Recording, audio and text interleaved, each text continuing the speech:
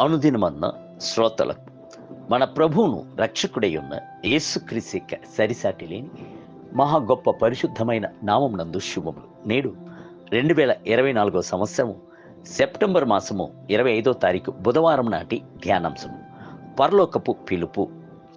ప్రకటన గ్రంథము 4వ అధ్యాయము మొదటి వచనమందు, నేను చూడగా ఇదిగో పరలోకమునందు ఒక తలుపు తెరవబడి ఉండెను.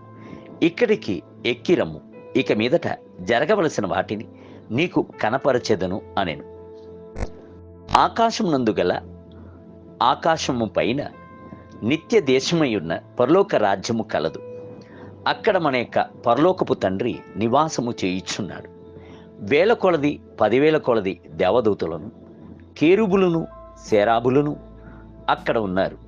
వారు రాత్రింబగళ్ళు ప్రభువును పాడుచు ఆరాధించుచు స్తుతించుచూనే ఉన్నారు.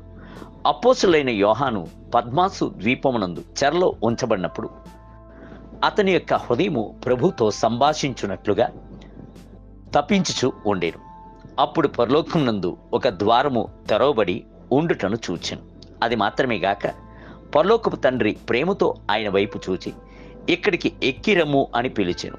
ఇది ఎంతటి ధన్యకరమైన పిలుపు! మీ యొక్క చెవులు ఎల్లప్పుడూ ప్రభు యొక్క స్వరమును వినుటకు ఆసక్తితో తెరవబడి ఉండవలెను. హానోకు దేవుని యొక్క స్వరమును విని దేవునితో నడిచెను. ఆదికాండము 5వ అధ్యాయము 24వ వచనం. నోవాహు దైవస్వరమును విని తన కుటుంబమును కాపాడుకొనుట కొరకు ఓడను నిర్మించుకొనెను. ఆదికాండము 6వ అధ్యాయము 14వ వచనం. మోషే దేవునితో ముఖాముఖిగా మాట్లాడాను.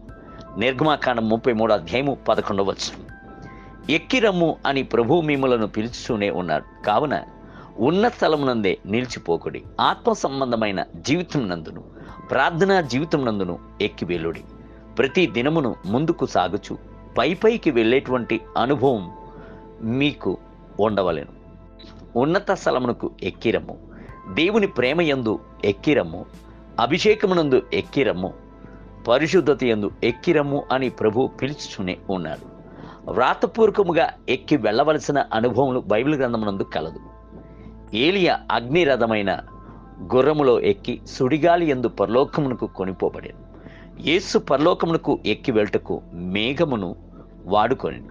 ఒక మేఘము ఆయనను కొనిపోయాను. అపోస్తలుల కార్యం 1వ అధ్యాయం 9వ వచనం. పరలోకమునకు ఎక్కి వెళ్ళిన యేసు దేవుని యొక్క కుడి పార్శ్వమునందు కూర్చుండెను. ఎక్కి రమ్ము అని యోహానును పిలిచినవాడు పరిశుద్ధాత్మను పంపించి ఆయనను ఆత్మవశునిగా చేశాను. ఆకాశ మహాకాశమునకు పైగా పరలోకపు ద్వారము గుండా నిత్య రాజ్యమునకు కొనిపోయాను. బైబిల్ గ్రంథము సెలవిచ్చున్నది, ఈ సంగతులు జరిగిన తర్వాత నేను చూడగా ఇదిగో పరలోకమునందు ఒక తలుపు తెరవబడి ఉండెను.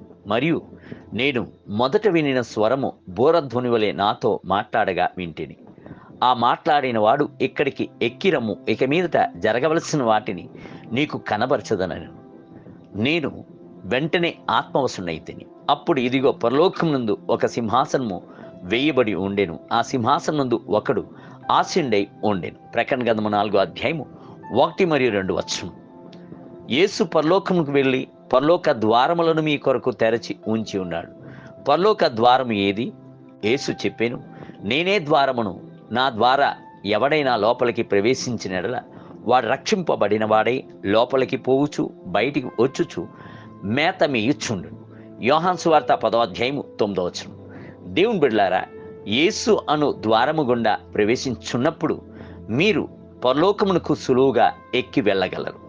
నేటి ధ్యానమునకే అటు తరువాత బహు జనుల శబ్దం వంటి గొప్ప స్వరము పరలోకమునందు ఇలాగూ చెప్పగా వింటిని. ప్రకటన గ్రంథం 19వ అధ్యాయము 1వ వచనం. నేటి వేద పట్టణము ఉదయము పరమగీతము గ్రంథము 6, 7 మరియు 8 అధ్యాయములు. సాయంత్రము గలతీయుల రాసిన పత్రిక 4వ అధ్యాయము. ప్రభు మిమ్ములను దీవించునుగాక. ఆమేన్.